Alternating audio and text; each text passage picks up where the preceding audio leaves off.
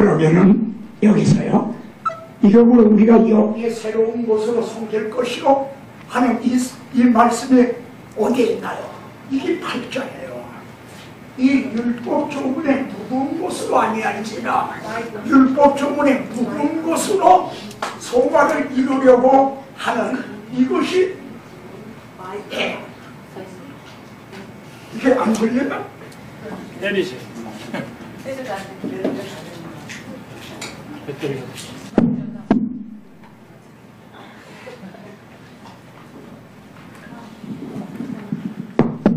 안 들지 뭐 칭찬 안 듣는다 그래야지.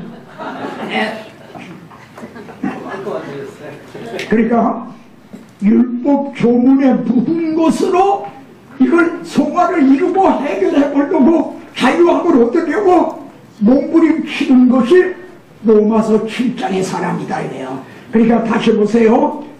여기 율법주의자들을 향해서 너희가 율법으로 의롭다고 얻으려면은 어떤 상태에 있게 되는 줄 아느냐?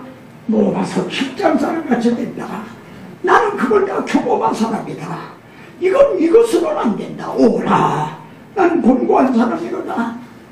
그렇게 비명을 짓게 된다는 거예요. 네? 그러니까 로마서 이 율법 조문에 묵은 것으로 하려고 하는 게 로마서 7장의 사람이고, 이러므로 우리가 영의 새로운 곳으로 섬길 것이요. 이것이 로마서 8장에 대한 거예요. 네? 자, 그러면은 바울이요, 로마서 7장에서 그렇게 몸부림치는 죄가 뭔가 어저께 잠깐 지적을 했는데요. 율법이 탐내지 말라 하지 아니하였더라면 내가 탐심을 알지 못하였으리라. 그는 십계명을 다 지켰어요. 문자적으로는 지켰다 이거예요. 근데 탐내지 말라, 탐심, 이게 마음의 문제였구나. 내가 살인을 안 했지만 마음으로 살인했지 않는가? 간음하지 않았지만 마음으로 간음했지 않는가? 그래, 이제부터 마음을 지키려고 몸부림을 쳤지만 원하는 선은 이루어지지 않고 오히려 애를 쓰고 쓸수록 원치 않는 것만 하거든요. 저는 이 로마서 7장을 너무나 20여 년 정도를 쌓아왔던 사람인 거예요. 이 과정을요. 그러면은 이게 지금 성화가 뭐에 해당되나 보십시오. 마음의 문제예요, 성화가. 근데 우리 한국교회 성화는 행위의 문제야.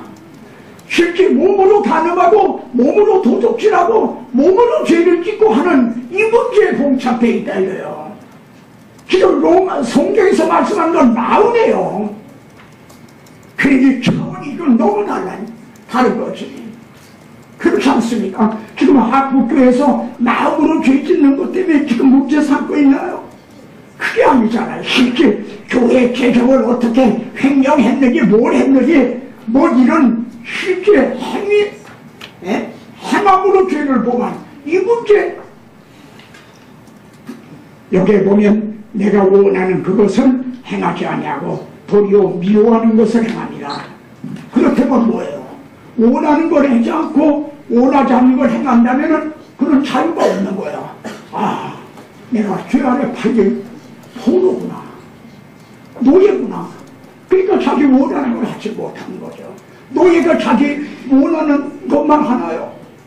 원하지 않는 것도 시키고 해야 되잖아요. 그래서 나는 죄 안에 팔렸구나. 그리고 번번이 거기서 싸워보지만은 번번이 사로잡힌다 그래요. 자기가 산채로 산포를 당에 끌려온다는 결론은요, 말하자면 의문의 묵은 것으로 해보려고 한 결론은 오라, 나는 권고한 사람이로다. 이 사망의 무게에서 누가 나를 건져내냐. 이것이 바울이 거듭난 사람이 이렇게 얘기를 합니까? 그것도 거듭나지 않은 사람이 이렇게 탐식을 하고 그럽니까? 이거는 거듭났느냐 거듭나지 못한 사람이냐, 바울이냐 아니냐, 옛 바울이냐, 뭐 이걸 얘기하는 게 아니라 율법 조문에 묵은 것으로 너희가 섬기려고 하면은 어떻게 되는 줄 아느냐. 그 율법주의자들에게 대해서 논박을 하는 거예요. 이렇게 된다. 그런데 그 다음에요, 그럼 영의 새로운 것으로 섬긴다고 했죠. 그럼 영의 새로운 것으로 섬기는 건 뭐예요? 얽매였던 곳에서 대야 죽었으므로 율법에서 벗어났다는 거예요. 거기에서 이제 해방됐다는 거예요. 그러니까 이제 존재감이 있는 게 아니라 영의 새로운 것으로 섬길 것이요. 저는 이 대목을요 이렇게 봤어요. 제가 지금 이 균형 감각이 아주 떨어지잖아요. 나이가 먹은. 그런데도 여기를 이렇게 걸어가요. 이렇게. 예? 이렇게 요걸 걸어가요. 그런데 이것이 66층 고층 건물이라고 합시다. 그럼 그 옆에는 이렇게 제가 걸어갈 수 있을까요? 고층 건물에 66층 그 가상사리를 베렌다라 그 벨벳이라고 그러나요? 그 가상사리 이렇게 걸어갈 수가 있을까요? 이렇게 되겠죠. 왜? 거기는 두려움이 있는 거예요. 공포가 있는 거예요. 여기서 자칫해 떨어졌다가는 나는 그냥 박살이 나는 거다. 두려움이 있는 거야. 형벌의 염려가 있는 거야. 공포가 있는 거야. 근데 왜 여기는 걸어갈 수가 있어요? 눈을 감고도 올라가네. 왜요? 두려움이 없는 거예요. 영의 새로운 곳으로 섬기는 삶은요, 이 의문으로 섬기는 사람은 마치 66층 그 고층 건물 가상사리를 건 것과 같은, 그래서 더 안 되는 거야. 근데 영의 새로운 곳으로 섬기는 사람은 오히려 더, 말하자면 더 성화의 삶을 살 수가 있다는 거죠. 바울이 이 말씀하는 이 문맥을 좀 보십시오. 오라, 나는 괴로운 사람이다. 누가 이 사망의 몸에서 나를 건져내랴. 잘 보세요. 24장에서 이렇게 탐식했잖아. 근데 다음 25장에서는 하나님 앞에 감사하리로다. 아니 여기 이렇게 누가 나를 오라 그래서 바울이 하나님 앞에 감사한 거야. 왜요? 누가 나를 누구를 만난 거예요. 누가 나를 이 사망의 몸에서 건져주랴. 그분을 만난 거예요. 그래서 주 예수 그리스도로 말미암아 하나님께 감사하리로다. 그런데 여기 또 이거 있어요. 그런즉 내 자신이 지금 우리가 거듭난 여러분들도 저도요 마음으로는 하나님의 법을 섬겨요. 마음으로는 그런데 원치 않게 육신으로는 죄의 법을 섬기는 이 두 육신의 소욕과 성욕의 소욕이 서로 싸우는 이것이 계속되고 있는 거예요. 그러니까 소망은 단번에 완성되는 것도 아니고 단기간에 끝나는 게 아니라 우리 죽을 몸이 영화될 때까지 지속적인 싸움인 거예요. 그러면 무엇이 이렇게 지속적으로 싸움을 할 수가 있는가? 영의 새로운 것으로 섬기는 삶을 보십시다. 뭐가 영의 새로운 섬긴가? 그러므로 이제 또 그러므로 그렇죠. 그리스도 예수 안에 있는 자에게는 결코 존재함이 없나니. 로마서에서는 존재함이 있었죠. 예? 이걸 잘 보시죠. 이는 그리스도 예수 안에 있는 생명의 성령의 법이 죄와 사망의 것은 너를 해방하였다는 너가 누구예요? 로마서 7장에서 그렇게 몸부림치면서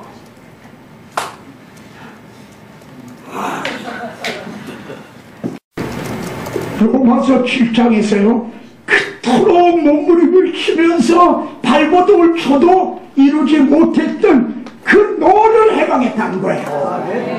이해가 되십니까? 로마서 7장에 그리스도 예수 안에 있는 생명의 성령의 법이 죄와 사망의 법에서, 그럼 죄와 사망의 법이 뭐죠? 죄와 사망의 법이 율법이에요. 근데 율법은 선한 거거든요. 의로운 거거든요. 근데 이놈을 마귀가 악용을 해서 나에게는 죄와 사망의 법이 되어버린 거야. 이걸 가지고 나를 얽매버린 거죠.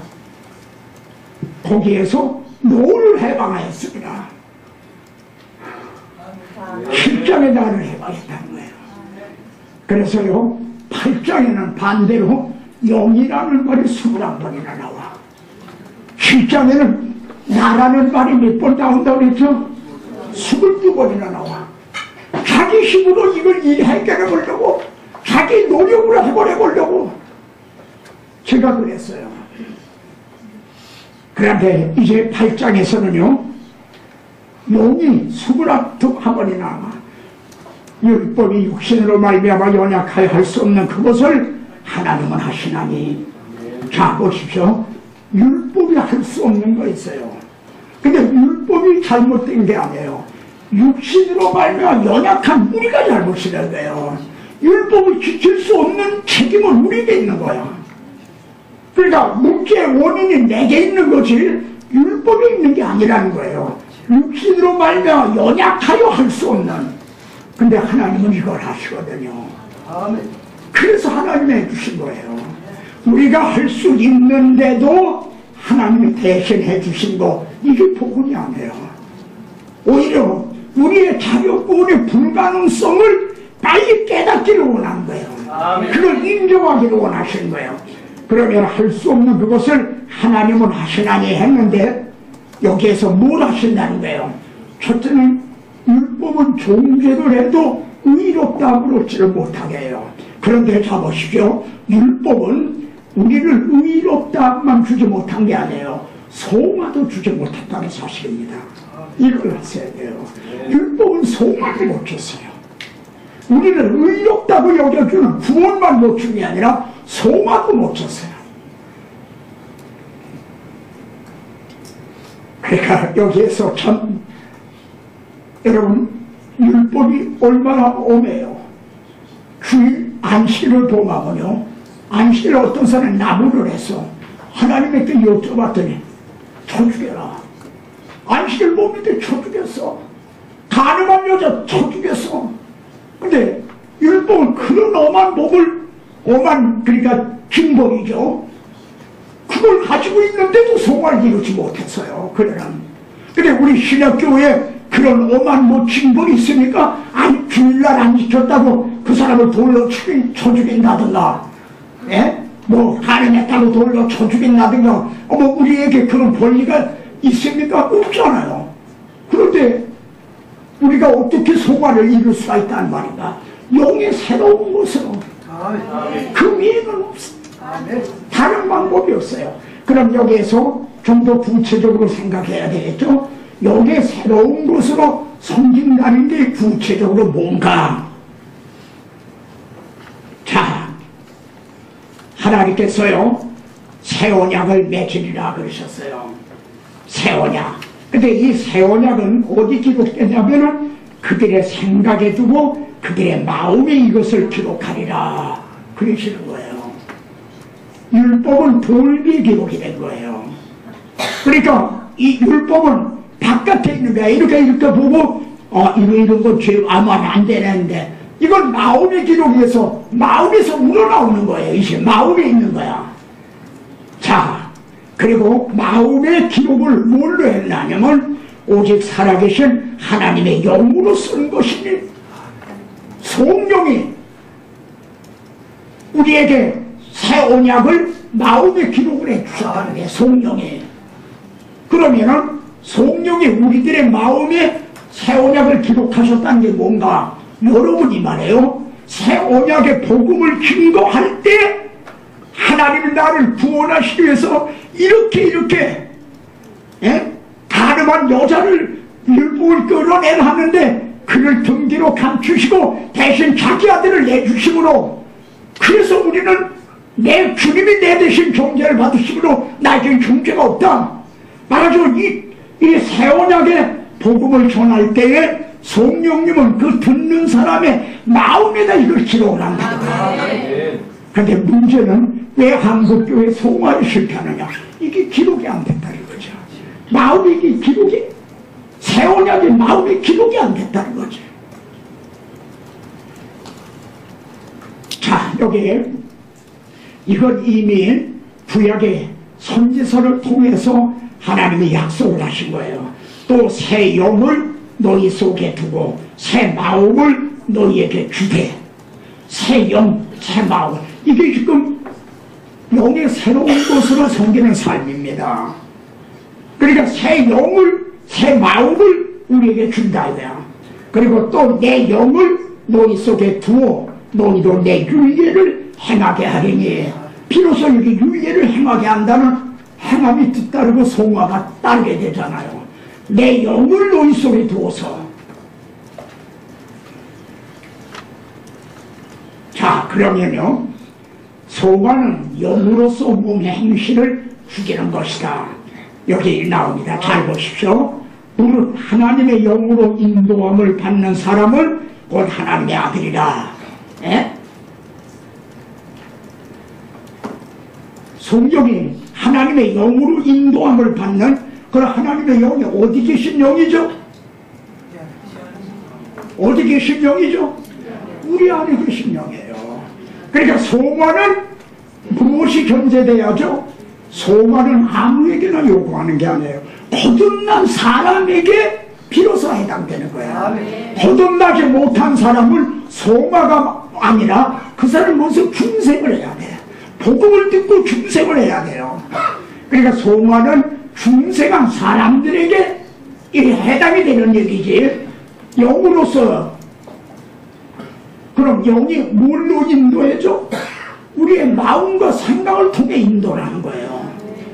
그러니까 성령이 인도하는 걸 따라 행하라는 거예요. 여러분 저보시오. 성화하지만 좀 솔직해 보십시다.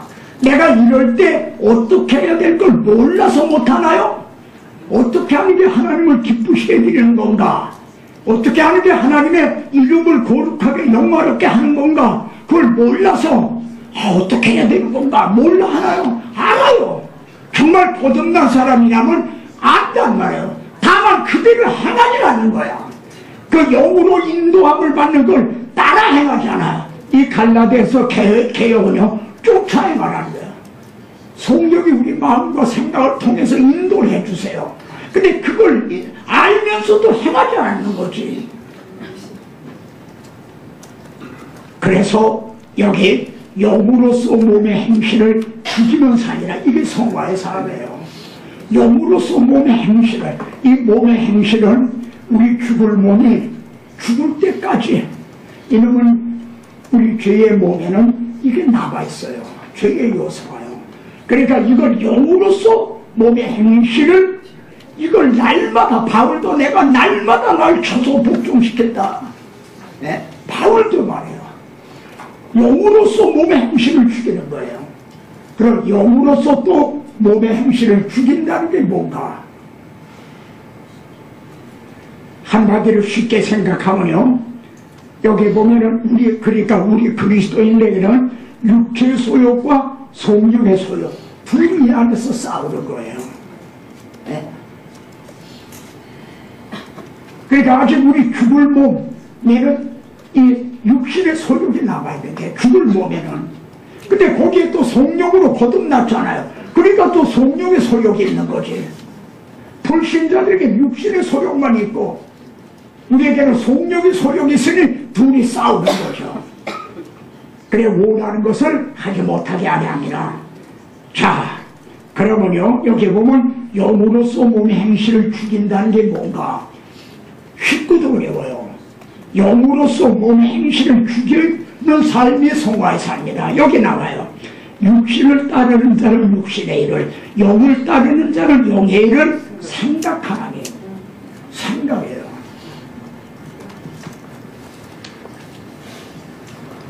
영의 일을 생각을 하는데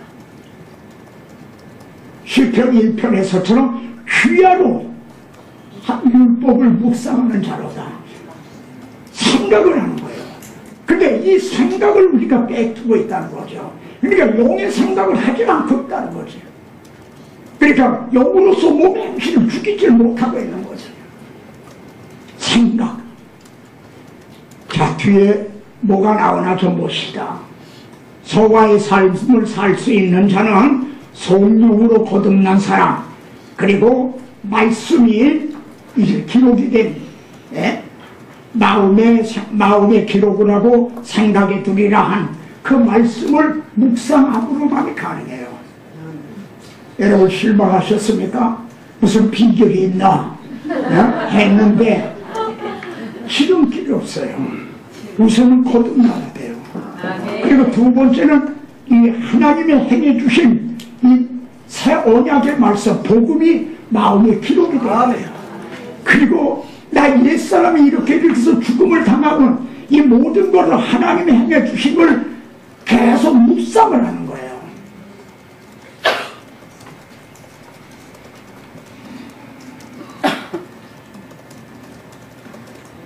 여기 아까 우리가 생각했던 겁니다. 환난을 당한 시편 70편의 사람이 자기 환난만 생각을 했죠. 그러다가 이게 내가 잘못이다. 기존자의 오른손에 해. 그거는 기억을 안 했다 이래요. 그거를 일들을 기억하며 이쪽에 행해 주신 기이한 일들을 기억하리다. 바로 이거예요. 이 말씀을 묵상하는 거예요. 근데 묵상하고 싶어도 묵상할 말씀이 없다고 하면은, 그래서 여기 보십시다. 시작. 이걸 한번 같이요. 시작. 내 영혼아, 내가 어찌하여 낙심하며 어찌하여 내 속에서 불안하여 하는가. 너는 하나님께 소망을 두라. 이게 어떤 거죠? 누가 누구에게 말하고 있죠? 소망의 삶은요, 자신에게 설교할 수 있어야 돼요. 이게 결론입니다. 소망의 삶은 목사님이 강단에서 설교 다 한다고 그때 들을 때 뿌리지 흘러 떠내려가고 그래. 자신에게 설교할 수가 있어야 돼. 그러려면은 그 사람은 성령으로 거듭난 사람이요, 그리고 말씀이 여기 자기가 설교할 수 있는 말씀이 기록이 된 사람이야. 설교하고 싶어도 묵상을 하고 싶어도 묵상할 말씀이 기록이 안 됐으면 어떻게 해요? 내 영혼아, 네가 자기가 자기에게 설교하잖아요. 어찌하여 낙심하며 어찌하여 내 속에서 불안. 너 하나님께 소망을 둬라. 하나님을 바라봐라.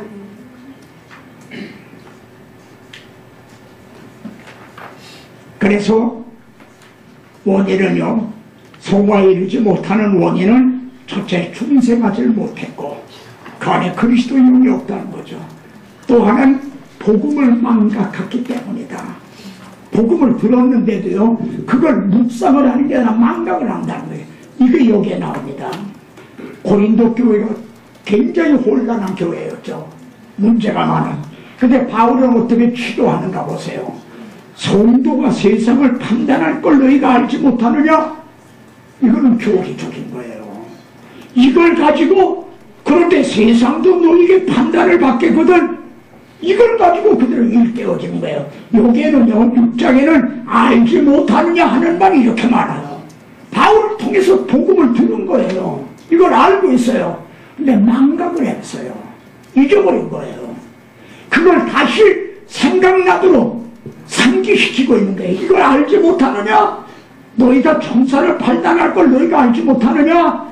너희 몸에 그리스도의 지체인 걸 알지 못하느냐? 너희 몸은 하나님께 받던 성령의 전인 걸 알지 못하느냐? 왜 이걸 망각하고 있느냐? 바울은 복음으로서 이걸 치료해주고 있잖아요. 네. 뭐 너희가 이런 삶을 삼아 축복받는다, 그런 것으로 하는 게 아니라 복음을 가지고 치료해주고 있어요. 그러니까 우리가 소망에 이르지 못하는 원인은 첫째 중생하지 못했기 때문이고, 두 번째는 복음을 막 생각하지, 이걸 묵상을 안 하는 거야. 망각하기 때문에. 자, 여기에서요, 우리가 심각한 문제가 나옵니다. 그 사람이 그리스도인인지 아닌지의 신분증이 뭐예요? 그 사람이 그리스도인인지 아닌지, 진짜인지 가짜인지 신분증이 뭐냐는 겁니다. 표지. 그리스도인의 표지가 뭔가? 그게 믿음과 사랑이에요. 그러니까 믿음은 하나님이 행해 주신 것에 하나님과의 관계예요. 하나님이 자기 아들을 내가 여자 후손을 통해 해주시겠다는 원국 복음으로 시작해서 아브라함과 다윗의 자손으로 보내서서 이제 십자가의 죽기까지 그렇게 해주신 그것을 믿는 믿음. 근데 그 은혜, 그 사랑을 입었다고 하면은 그 다음에 사랑이 있다는 거죠. 자, 보십시오. 아들을 믿는 자에게는 용생이 있고 믿는 자에게는 용생을 얻었고 믿는 자는 용생을 가졌나니, 이렇게 요한복음에서 믿는 자 믿는 자 믿음, 이게 믿음이 있어요. 이게 그리스도인이에요. 이걸 믿지 않으면 그리스도인이 아니야. 믿는 거예요. 근데 주님은 여기에서요, 같은 요한복음이에요, 떠나시기 전에 잡히시던 날 밤에 새 계명을 너희에게 주노니 너희는 서로 사랑하라. 저는 찬송가에 보면 십계명이 나와 있죠. 나는 얘기를 하는 거예요. 함이라는 거예요. 왜 십계명을 찬송가에다 실느냐 이거야. 우리에게 세 계명이 있잖아요. 서로 사랑하라. 오직 한 계명이에요. 이 안에 다 들었어. 이 안에 뭐 간음하지 말라, 도둑질 말라, 살인하지 말라, 그 외에 다른 계명이 있을지라도 서로 사랑하라 하는 이 속에 다 들었나니라. 바울 그러잖아요. 사랑하라. 너희는 서로 사랑하라. 근데요, 가만히 보면 이 사랑하라는 게 세 계명이 아니에요. 벌써 레위기나 구약시대에도 이웃을 사랑하라 이런 말씀이 이제 여기저기 나온단 말이에요. 근데 왜 세 계명이라고 그러시는가? 뒤에 보세요. 내가 너희를 사랑한 것 같이 너희도 서로 사랑하라. 주님이 우리를 위해서 어떻게 사랑했죠? 친구를 위해서 목숨을 버리면 이에서 더 큰 사랑이 없나니, 주님은 그 사랑을 우리에게 주셨어요. 그리고 우리는 그 사랑을 받았어. 이 사랑을 받은 자만이 줄 수가 있어요. 주님이 잡히시던 날 밤에 죄자들의 발을 씻겼어요. 그러니까 처음에 주님이 베드로는 그걸 거부했죠. 그러니까 내가 하는 것을 내가 이제는 알지 못하지만 이후에는 알리라. 그러니까 나를 몸도 다 발밖에 발을 씻는데, 그리고 주님은 말씀했어요. 내가 선생이 되어서 주와 선생이 되어서 너희들의 발을 씻긴 것 같이 너희도 서로 발을 씻기라 그랬어요. 그러면 여기에 무슨 뜻이죠?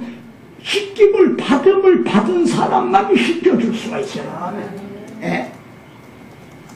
그러니까 다시요, 서로 사랑하라 하는 걸 문자적으로는 세 계명이 아니다. 그런데 이게 왜 세 계명이 되느냐? 내가 너희를 사랑한 것 같이, 그리고 내가 너희를 위해 목숨을 준 것 같이 너희도 서로 사랑하라. 그래 세 계명이 됐어요. 그래서 에베소 보세요. 바울이 지금 옥중에서 편지하는 거예요. 이로 말미암아 주 예수 안에서 너희 믿음과, 에베소 성도들에게 믿음이 있다는 거, 또 모든 성도를 향한 사랑을 나도 듣고 사랑이 있다는 걸 들었어요. 믿음과 사랑이 있다는 걸 듣고 하나님 앞에 감사를 했다. 이게 그리스도인의 표지예요. 믿음과 사랑. 근데 골로새서에도 봐요. 이는 그리스도 예수 안에 너희의 믿음과 모든 성도에 대한 사랑을 들었습니다. 여기도 믿음과 사랑. 데살로니가 여기에도요, 이제 디모데가 와서 너희의 믿음과 사랑의 기쁜 소식을 우리에게 전하고, 그런데 현대교회는요, 믿는 그 근거가 되는 복음을 믿는 건데 복음 진리도 잃어버렸어. 그리고 사랑도 잃어버렸어요. 그럼 우리에게 남은 게 뭐예요? 우리 한국교회 남은 게 뭐냐는 말입니다. 지금 한국교회가 가지고 있는 게 뭐예요? 복음 진리도 없고 사랑도 잃어버렸어. 그럼 우리에게 남은 게 뭐냐는 거죠. 결론적으로는 영성을 해서 또 이상한 것이 영성인 양 이제 이렇게 둔갑을 하고 오해를 하는데요. 영성이라는 게 뭡니까? 바울은 디모데 목회서신에서 이렇게 얘기를 합니다. 우리를 양육하시되 경건하지 않은 것과 이 세상 정욕을 다 버리고 신중함과, 이것도 개정해서 신중, 이건 오욕이라 할 수가 있어요. 신중한다는 거는 뭐 신중이 아니라 그게 근신인 거예요. 근신과 근신함과 위로움과 경건함으로 이 세상에 살고, 이렇게 말해요. 여기에 세 방면이 나와요. 영성은요, 첫째가 자신과의 싸움이에요. 자신에 대해 근신하는 거예요. 이 한문에는요, 그의 노로에 있는 말씀인가? 군자는 필신 기동이니라, 이런 말이 나와요. 군자는, 말하자면 송도는 반대필 상갈심, 혼자 있을 때, 누가 볼 때 어떻게 뭐 하는 게 아니라 자기 혼자 있을 때 상간다는 게, 이게 군자라는 거예요. 누가 볼 때가 아니라 그것이 근신이에요. 자기와의 싸움. 두 번째 의로움과, 이건 이웃과의 관계예요. 세 번째 경건함으로, 이건 하나님과의 관계예요. 자기와의 관계, 이웃과의 관계, 경건함으로, 이건 하나님과의 관계. 그래서 영성은요, 안으로의 영성, 이게 자기와의 싸움이에요. 안으로의 영성. 그리고 밖으로의 영성, 이것이 이웃과의 관계예요. 그리고 위로의 영성, 하나님과 내가 바른 관계에 있느냐. 그래서 이제 주님이 이제 순천하심으로부터 재림하시기까지의 그 기간을 이런 세 관계 속에서 이 세상에 살고 그럽니다. 이 소바의 삶이라는 건 단번에 또 그렇게 완성되는 게 아니라, 바울 같은 분도요, 내가 내 몸을 초복종하게 하면, 바울도 자신을 늘 초복종했다. 내가 남에게 전파한 후에 자신의 도리어 버림을 당할까봐. 데살로니가 여기에서는요, 너희도 알거니와 우리가 아무 때에도 아첨하는 말이나 탐심의 탈을 쓰지 아니한 것을 너희 하나님이 증언하시야. 이건 뭐죠? 자기와의 싸움이에요. 이거는 자기를 날마다 초복종시켰다. 자기와의 싸움이지. 이거는 이웃과의 관계예요. 내가 아첨하는 말이나 탐심의 탈을 쓰지 않았다 이거야. 그게 하나님의 주님이시다. 복음을 증거하는데 성도들에게 조금도 어떤 그 약점이나 말하자면 그런 걸 보이지 않았다는 거죠. 그리고 세 번째, 하나님과의 관계. 내가 그리스도를 본받는 자 된 것 같이 너희도 나를 본받는 자 되라.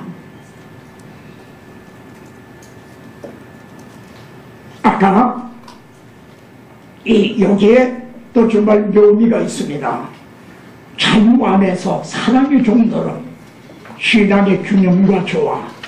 자, 여기요, 그리스도께서 우리를 자유롭게 하려고 자유를 주셨으니 그러므로 굳건하게 서서 다시는 족의 멍에를 매지 말라. 우리 자유하다는 거죠. 자유하다. 율법주의에 대한 종교예요. 너희가 율법대로, 로마서 7장대로 하려고 그러면 옥매이게 되고 사로잡히게 되고 자유가 없다 이거야. 그러니까 다시 율법의 몽에 그걸 매지 말라 이거야. 이거 율법주의에 대한 거야. 근데 또 형제들아, 너희가 자유를 위하여 부르심을 입었으나 그러나 그 자유로 육체의 기회를 삼지 말고, 이제 난 자유하니까 마음대로 해도 괜찮다 하지 말고 오직 사랑으로 서로 좋은 노릇해라. 여기 균형 있는 거예요. 균형과 조화. 자유한 그 안에서 사랑의 좋은 노릇하는 삶. 이게 그리스도인의 삶이죠. 온 율법은 네 이웃 사랑하기를 내 몸과 잘한 말씀에 다 이루었네. 이건 율법 폐기로 자에게 나 자유하다. 그러니까 행하면 아무래도 괜찮다 하는 자들에 대해서 또 경계를 하는 거죠. 이 균형과 조화, 이게 어렵고도 중요한 거죠. 자, 자유리 자나 종으로 섬긴 바울을 보시다. 바울은 한없이 자유한 사람이었어요. 근데 또 한없이 종으로 섬겼어. 보십시다. 내가 자유인이 아니냐, 사도가 아니냐, 예수 우리 주를 보지 못하였느냐, 이렇게 자유인이라는 걸 말합니다. 그런데 19절에서는 내가 모든 사람에게 자유로우나 스스로 모든 사람이 종이 된 것은, 자유한 사람이지만 스스로 종이 됐다 이래요. 그러면은 왜 바울이 이렇게 이제 했는가? 여기 다른 이들도 너에게 이런 권리를 가졌거든 하물며 우리일까 뭐냐? 그러나 우리가 이 권리를 쓰지 아니하고 범사에 참은 것은 자기가 권리가 있었지만 자유인이지만 그걸 쓰지 않았다 이거야. 종으로 섬겼다. 여기에 이게 중요한 게 아니다. 그리스도의 복음에 아무 장애가 없게 하려 합니다. 여러분, 우리 그리스도인은 한없는 자유인이고 영광 가운데 계신 분이에요. 근데 스스로 종이 되셔서 죽기까지 목적을 해주셔서 그래서 이루어 주신 것이 복음이라 이거야. 네? 주님은 이런 권리를 가졌거든 한없는 권리를 가지고 계셨던 분이에요. 주님은. 근데 그걸 하나도 쓰시질 않았어. 이 땅에 계시는 동안에 자신을 위해서는 떡 하나도 만들어 잡수지 않았어. 하나 무한한 권리를 가지셨지만 그 권리를 하나도 쓰시지 않았어. 그렇게 해서 이루어 주신 게 복음인데 내가 어떻게 이 복음에 어떤 장애를 입힐 수가 있단 말이냐. 그래서 자기는 이 권리가 있지만 이 권리를 쓰지 않았다. 그리고 돈이요 권리만 쓰지 않았다는 것은 소극적인 거죠. 적극적으로 난 종이 됐다. 종으로의 삶을 살았다. 자유자나 종으로 섬긴 바울. 이렇게 하신 분이 그리스도다. 그래서 내가 그리스도를 본받은 자 된 것 같이 너희도 나를 본받는 자가 되라. 이렇게 말할 수가 있었던 거죠. 자, 여기에서 마지막으로 이런 말씀을 드리겠습니다. 우리가 어떠한 상태에 있을 때에 무슨 일이 일어났는가? 로마서 5장에는 때를 강조해요. 때. 우리가 아직 연약할 때 때를 강조하세요. 우리가 아직 죄인 되었을 때, 우리가 원수 되었을 때. 왜 이 때를 얘기하죠?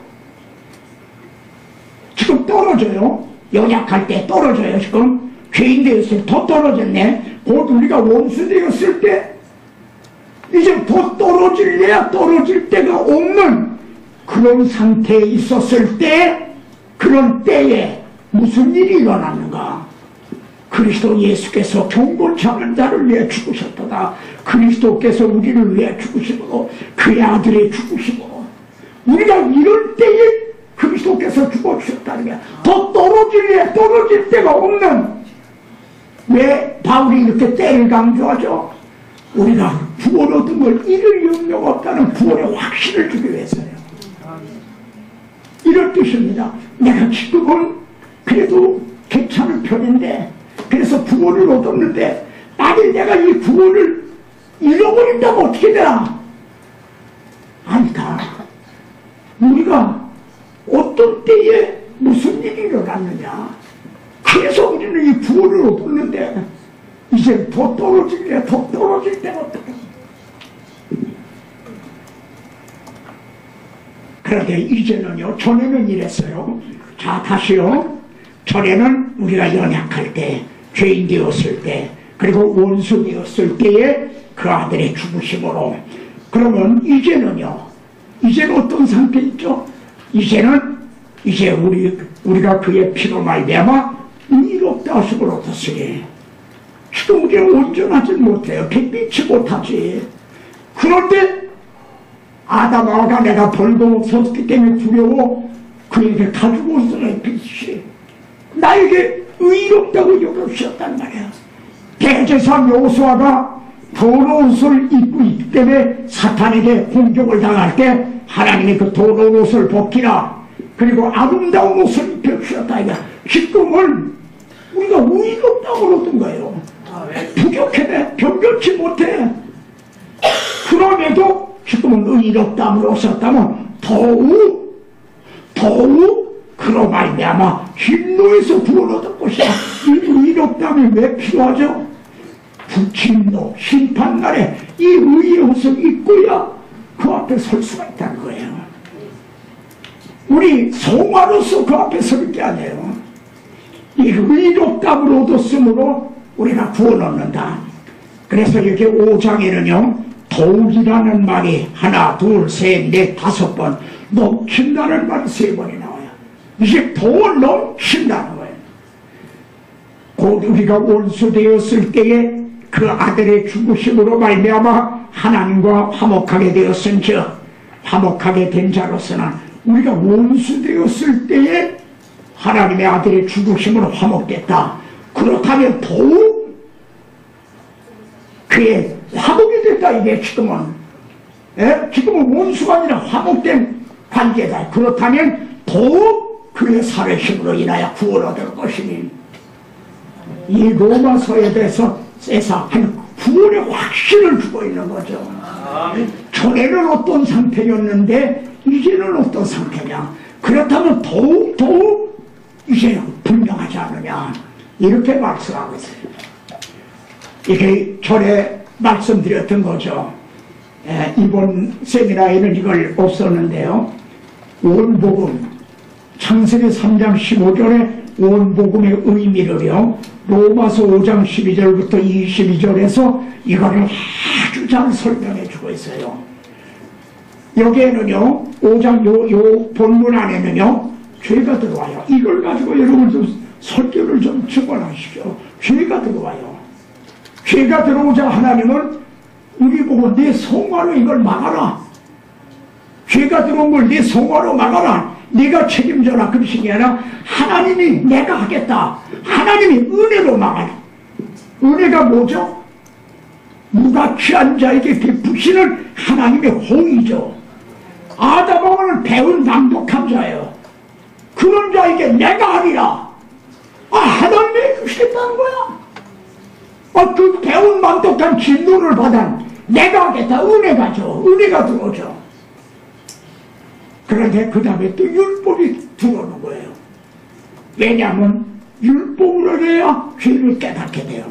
그리고 죄를 깨달아야만 은혜를 알기 때문에. 자 보십시오. 한 사람으로 말미암아 죄가 세상에 들어오고 죄가 들어왔잖아요. 그런데 하나님은 더욱 하나님의 은혜와 또한 한 사람 예수 그리스도의 은혜로 죄는 하나가 들어왔는데요, 은혜는 둘이 들어왔어. 이게 원복음이에요. 내가 하리라. 하나님의 은혜죠. 여자의 우산을 통해 예수 그리스도의 은혜죠. 창세기 3장 11절에는 하나님의 은혜와 예수 그리스도의 은혜로. 그러니까 어떻게 돼요? 더욱 넘치는 거죠. 죄가 하나 들어오자 은혜도 하나가 막아준 게 아니라 둘로 막아주세요. 더 넘치는 거예요. 이 복음은 겨우 우리 기업만 유연하게 하네요. 하나님의 자녀가 되고 후사가 되고 유업을 이을 자고 왕같은 제사장이 되고. 그런데 이렇게 은혜가 들어왔잖아요. 근데 율법을 가입했어요. 왜냐하면 범죄는 죄를 깨닫게 하라고. 율법이 없으면 죄를 죄로 여기지 않아요. 근데 이 죄를 모르면 은혜의 필요성을 모른단 말이에요.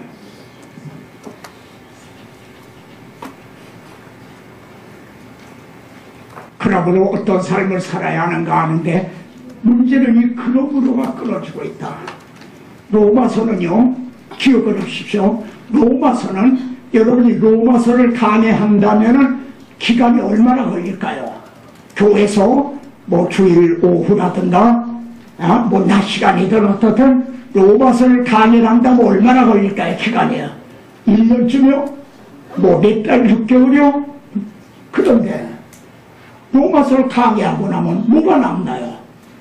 강의를 다 했어요. 근데 뭐가 남았나? 벌써 앞에서 한 거 다 잊어버렸어. 근데 끝나고 나면 뭐 했는지 모르는 게 또 그렇게 돼버려요. 여기서 우리가 기억해야 될 건요, 로마서는 한 편의 설교라는 겁니다. 로마서 전체가 한 편의 설교라는 거예요. 그러니까 로마서를 강의하실 때 어느 부분을 강의하시더라도 이 전체적인 걸 파악을 하고 그게 여기 입력이 돼서 거기서 나와야 된다는 거지. 바울이 보세요. 1장부터 여기 12장이 그러므로 그러잖아요. 1장부터 11장은 하나님이 행해 주신 거거든요. 성도들이 은혜 받기를 원하십니까? 아마 목회자 치고 성도들이 은혜 받기 원하지 않는 이제 목회자가 있을까요? 그럼 은혜 하는데 은혜가 뭡니까? 우리 자격이 없는 우리들에게 그 하나님이 말이야 자기 아들을 통해서 행해 주신 거, 이게 은혜인 거예요. 그러니까 복음을 전해야 은혜를 받는 거예요. 근데 오늘의 설교는 은혜를 받는 게 아니라 엄밀히 말하면 교훈을 받는 거예요. 교훈. 근데 은혜에는 기쁨이 있어요. 로또 복음이 한 2억짜리가 20억짜리가 당첨이 됐다 이거야. 얼마나 기쁘겠어요. 근데 복음을 거기다 비할 겁니까? 그냥 기쁨이 있다 이거야. 근데 교훈은요, 그대로 행해야 될 텐데 행하지를 못해서 이게 무거운 짐이 됐다 이거야. 자기는 손 하나 까딱 안 하면서 성도들에게 그냥 계속 짐만 지어준다 이거야. 그러니까 교훈에는 기쁨이 없어요. 그렇게 행하지를 못했고 행하려고 해도 안 되고. 그러니까 성도들에게 은혜를 베풀, 은혜를 받기 원하면 하나님께서 무가치 않은 우리들, 자격이 없는 우리들에게 이렇게 값없이 거저 베풀어 주신 이것을 더 많이 전해야 된다. 네. 그리고 내가 1장부터 11장이 그거예요. 내가 이제까지 한 것을 알아들었느냐? 아담이 하나님 말씀하는 걸 듣고 여보요 당신은 하와요 생명의 영이요 한 것처럼 알아들었느냐? 그러면 우리는 어떤 삶을 살아야겠느냐? 이 그러므로로 연결이 돼 있어요. 교리와 윤리가 말이죠. 그러므로로 연결이 됐어. 근데 이게 그러므로가 끊어진다는 거죠. 그러므로 우리는 어떤 삶을 살아야 되냐? 우리 몸을 하나님이 기뻐하시는 거룩한 삶 제사로 드리라. 에베소서에요 1장부터 3장까지는 하나님께서 행해 주신 거예요. 에베소서를 연구하실 때요 삼위일체 하나님이 각장마다 나와요.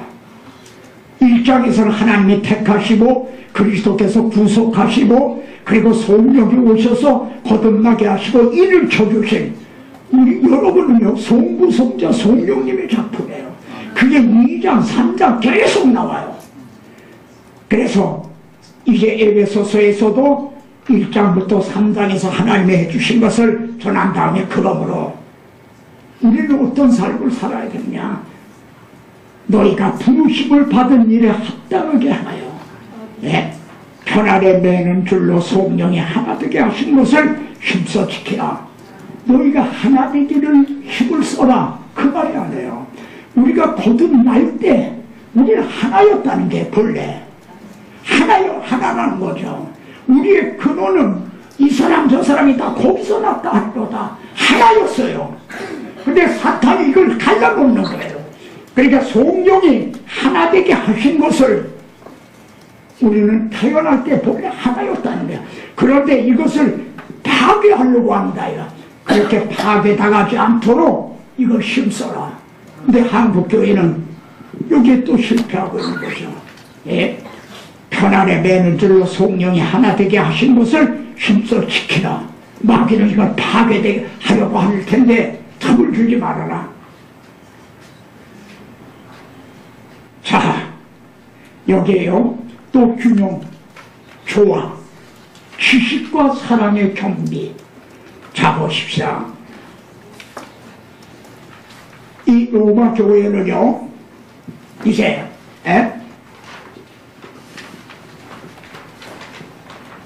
음식 문제로, 고린도 교회도 그렇고, 이건 아마 없을 거예요, 이거는. 음식 문제로, 많은 어려움을 당했어요. 그때는 우상 숭배가 많았잖아요. 아폴로 신전이 뭐였는데. 근데 거기에 많은 제물을 드리고는, 근데 이걸 다 주체할 수 없으니까 시장에 다 팔았단 말이에요. 그러니까 시장에서 파는 고기 중에는 우상의 제물이 섞여 있단 말이야. 그러니까 경건하게 살려고 믿음을 지키려는 사람은 그 시장에서 파는 고기는 안 먹었단 말이야. 근데 어떤 사람은 그걸 또 난 자유하다 해서 막 먹은 거야. 먹은 사람 있고 안 먹은 사람 있고. 근데 둘이 서로 비판한 거예요. 먹는 사람, 안 먹는 사람은 저 같은 개거리가 들린 것 같이 말이지. 예? 저런 것도 하나 분별 못하고 막 먹는다. 막 처먹는다. 그런 식이 됐겠죠.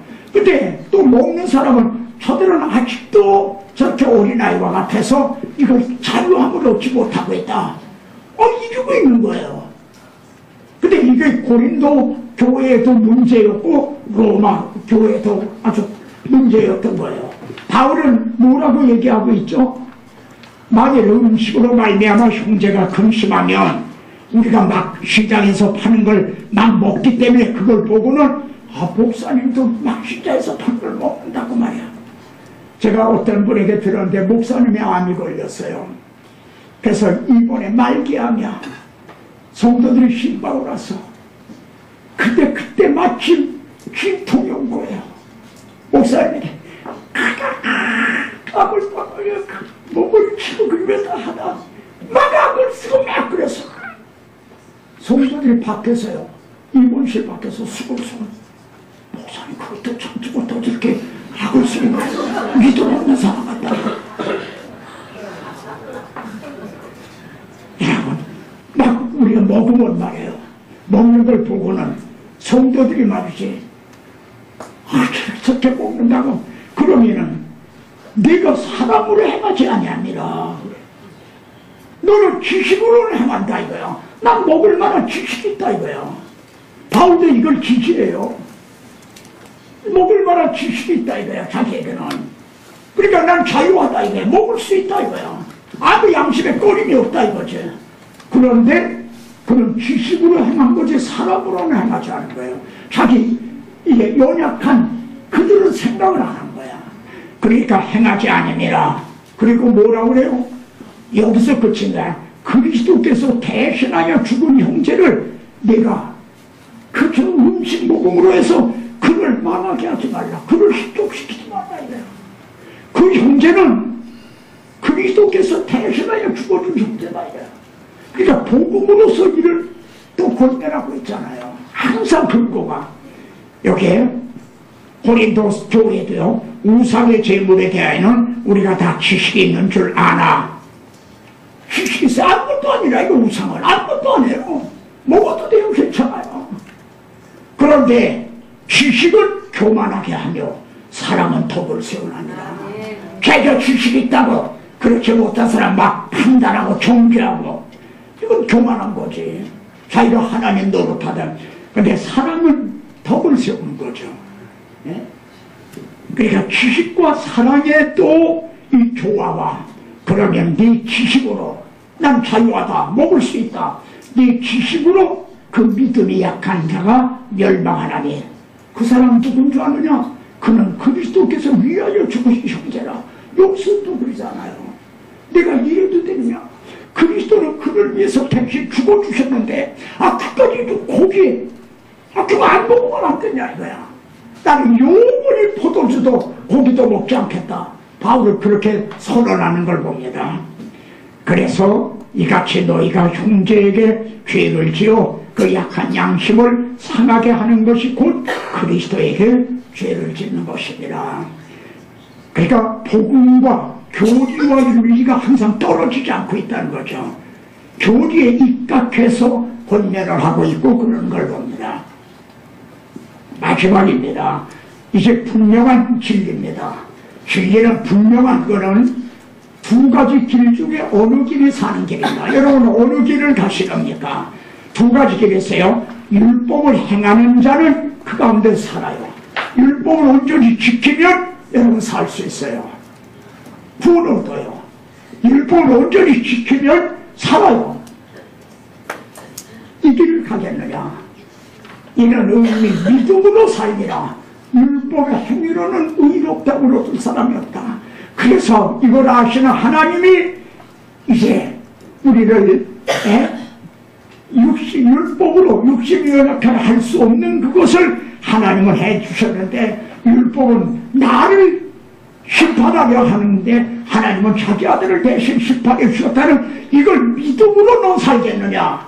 너는 믿음으로 살겠느냐? 율법을 행함으로 살겠느냐? 어느 길입니까? 두 둘을 다 살 수가 있어요. 근데 이걸 행할 수가 없다는 거죠.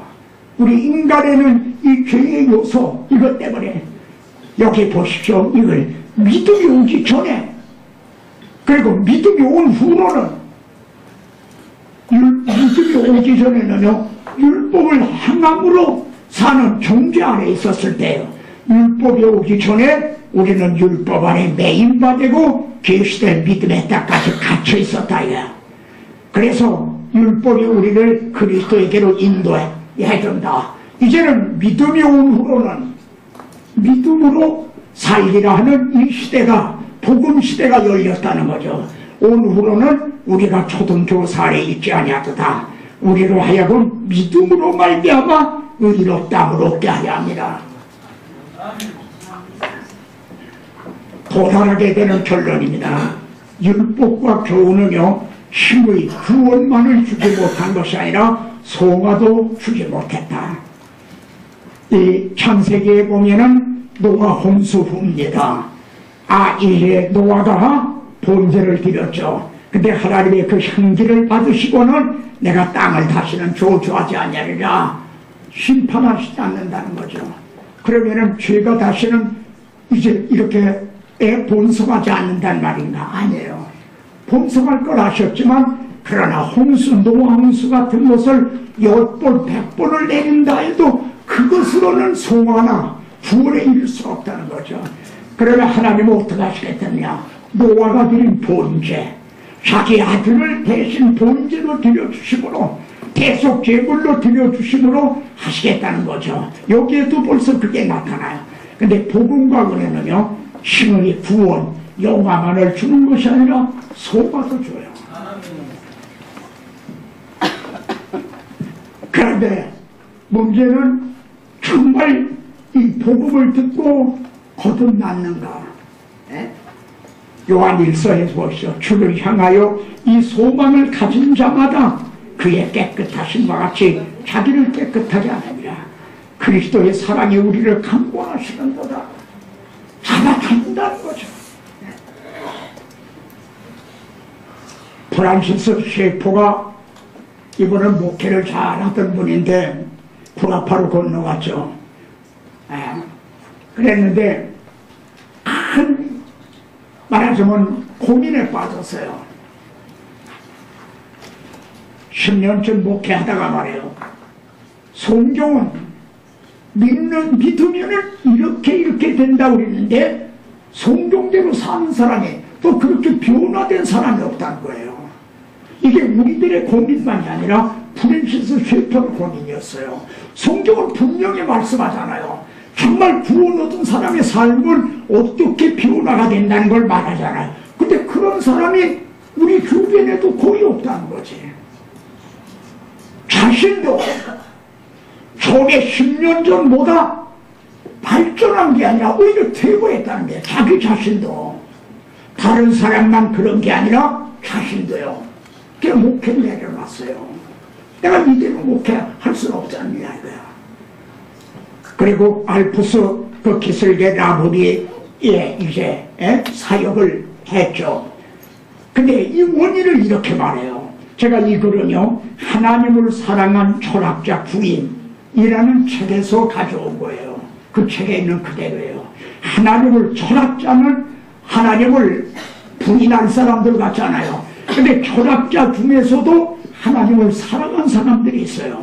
그래서 셰퍼도 그런 신학자이면서 역시 또 철학자에 속하는 사람인데 원인을 이렇게 얘기를 해요.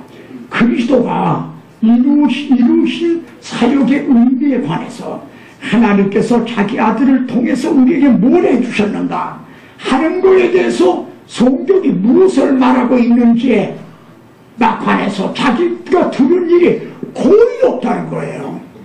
그러니까 자기가 복음을 들은 게 거의 없다는 거지. 신학교에서 배운 것도 거의 없었고 내게 복음을 전해주지 않았다는 거지. 자기가 이 복음을 들은 게 거의 없다는 거 이걸 알았어요. 그래 없다는데 문제가 있었음을 발견한 거예요. 이게 결론입니다.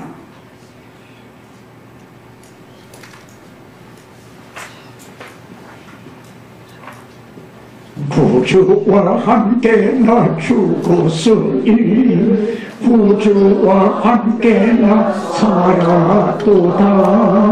영광의 기약이 이르도록 언제나 주만 바라봅니다. 언제나 주는 날 따라서 언제나